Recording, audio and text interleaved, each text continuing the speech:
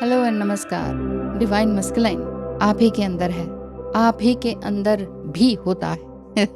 Easy to forget कि भाई सामने वाला पर्सन कैसा है, क्या एनर्जी है, लेकिन डिवाइन मस्कुलाइन, डिवाइन फेमिनाइन एक इंसान के अंदर ज़रूर रहती है। लेकिन किसी एक में थोड़ा ज़्यादा उस तरह के बिहेवियर दिखाई देते हैं, जैसे चेसिंग वाले, तो वो अधिकतर डिवाइन फेमिनाइन रहती है।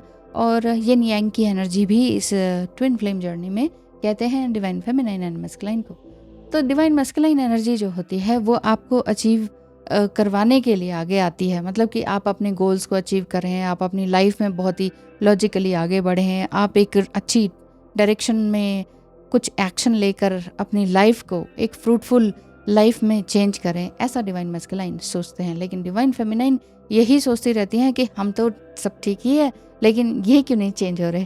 तो ये बात दिखाई दे जाती है कि वो क्यों नहीं चेंज हो रहे। ये समटाइम आपका कहीं ना कहीं, फिर से वही कहूँगी कि थोड़ा सा डेस्टिनेशन की बात हो जाती है, थोड़ा सा ईगो माइंड की बात हो जाती है, थोड़ा सा फियर बेस्ड एनर्जी की बात हो जाती है, फियर आ जाता है। तो एक तरह से ये समझ लीजिए कि आप एक डिवाइन फेमिनाइन है जो कि शिप को चला रही हैं और वो पीछे बैठे हुए हैं।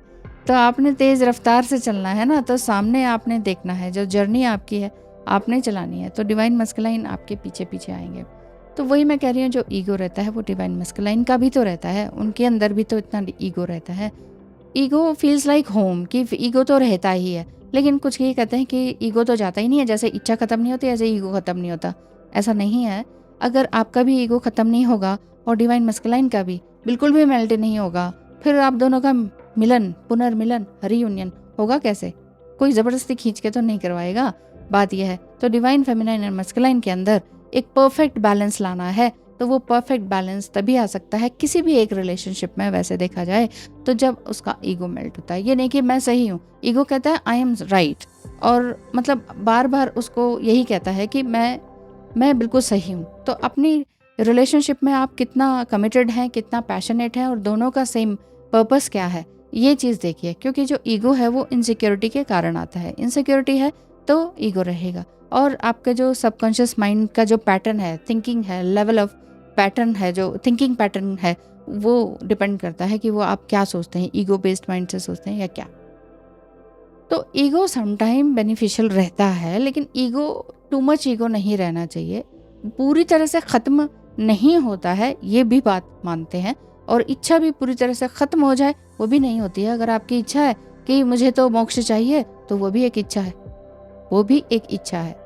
मेरी सर्विसेज कुछ जाननी है, कुछ करवाना है आपने, तो स्क्रीन पे दिखाए नंबर पर मैसेज करें।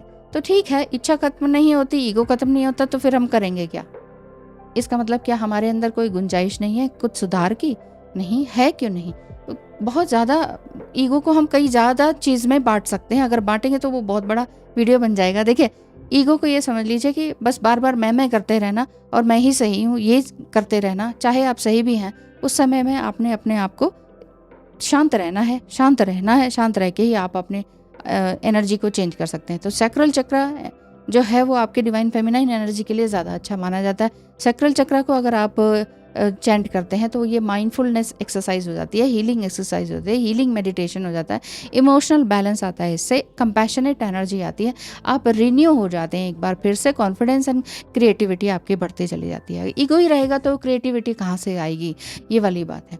और क्रिएटिविटी के साथ साथ ईगो भी रहेगा तो वो क्रिएटिविटी में ना वो एक ब्लॉसम वाली बात, वो एक हैप्पीनेस वाली, इनर हैप्पीनेस वाली बात नहीं रह जाती है। इसीलिए क्रिएट करें अपनी रिलेशनशिप में एक अच्छा फूल खिलाना, जिसे कहते हैं ना, वो कैसे खिलेगा?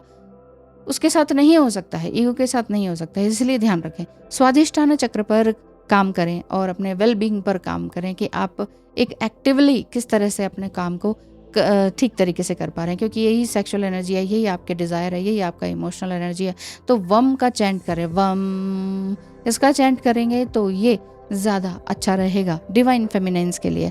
जो भी डिवाइन फेमिनाइंस जिनको ये लगता है कि डिवाइन मस्कुलाइन कब चेंज होंगे, कब सुधरेंगे, चेसिंग एनर्जी में अगर आप हैं, तो उनके लिए ये वीडियो है कि वम का चैंट करें और ये मत देखें ज़्यादा कि डिवाइन मस्कुलाइन कब चेंज होंगे और कब सुधर कर आएंगे। जब आपको उनके अंदर सुधार देखना है तो अपने अंदर कुछ कमियां ढूंढकर उसमें सुधार करने की ज़रूरत है। उसको देखिए कि कहाँ अगर आप उनके ऊपर पॉइंट आउट करते हैं किसी एक वर्ड पे, कोई भी आप वर्ड ले लीजिए कि ये ना डिवाइन मैस्कुलाइन ऐसे हैं, आपने कोई भी नाउन या एडवर्ब यूज़ करा उनके लिए, तो क्या वही चीज़ मेरे अंदर है कहीं और किसी और के साथ रिलेशनशिप में, मम्मी पापा, भाई बहन, कलीग्स, बॉस, उनके साथ क्या वो जो पॉइंट मैंने उनको बोला है, कटाक्ष किया है कि वो ऐसा है डिवाइन मैस्कुलाइन, तो क्या वो मेरे अंदर है कहीं, वो चीज़ देखनी है एंड देन फिर आगे बढ़ना है। कमियां अपने अंदर खुद ही खोजनी होती हैं, कोई और बताता है तो वो चीटाकशी हो जाती है, वो ब्लेमिंग हो जाता है और वो ईगो पे लगता है। जब वो ईगो पे लगता है तो वो आपकी एक सेल्फ सिक्योरिटी इन रहती है ईगो के कारण, तो असल में वो इनसिक्योरिटी होती है। आप कहते हो मैं ईगो, गुस्से वाला, जो बहुत इंसान बहुत गुस्सा करता है, हर समय गुस्सा करता है, उसको देखो वो अंदर से कितना ज़्यादा टूटा हुआ होता है, तकलीफ़ में होता है। वो जितना ज़्यादा जो इंसान गुस्सा करता है वो उतना ही ज़्यादा वो तकलीफ़ में रहता है, वो स्माइल नहीं कर पाता। तो इसी तरह से अगर जितना ज़्यादा ईगो में इंसान रहेगा, मैं ही हूँ, मैं ही हूँ, मैं ही हूँ, मैं ही सही था, मैं ही सही हूँ, तो वहाँ कहीं ना कहीं आपकी गुंजाइश ये ख़त्म हो जाएगी कि आप कुछ नया सीख पा रहे हैं कि नहीं।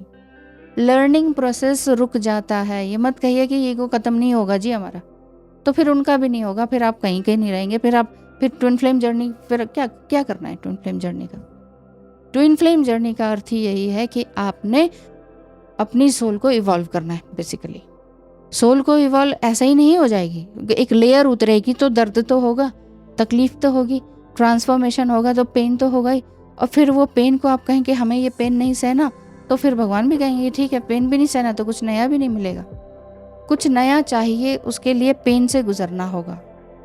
जस्ट लाइक आपने कोई एग्ज़ाम देना है, ठीक है, पूरा साल भर आप एग्ज़ाम की तैयारी कर रहे हैं, फिर आप कहें नहीं ये एग्ज़ाम नहीं दिया जाएगा भाई, ये इतना रात भर पढ़ के पढ़ाई नहीं होगी, दिमाग में ये सारे बुक्स को भरना ये मेरे बस का नहीं है, बस मैं पास हो जाऊँ, मेरे मेरिट पे नंबर आ जाए, मेरा नाम हो जाए, वाह हो जाए, पढ़ना नहीं है। लेकिन तो फिर यही बात है, अब मैंने और भी क्लियरली समझा दिया, तो ये मत सोचिएगा कि कैसे बोल रही है, क्या कर रही है।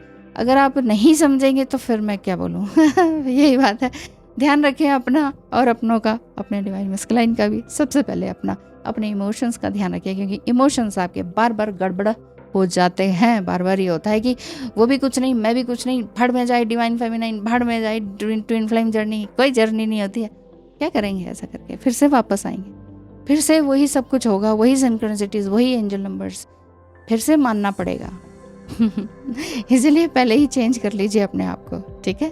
थैंक यू सो मच, धन्यवाद। क्योंकि चेंज है तो पेन भी होगा, and no pain no gain. इतना छोटा सा ये है सेंटेंस, इसको याद रखें और सहें थोड़ा सा पेन को, क्योंकि आपने कुछ पाना है। Thank you.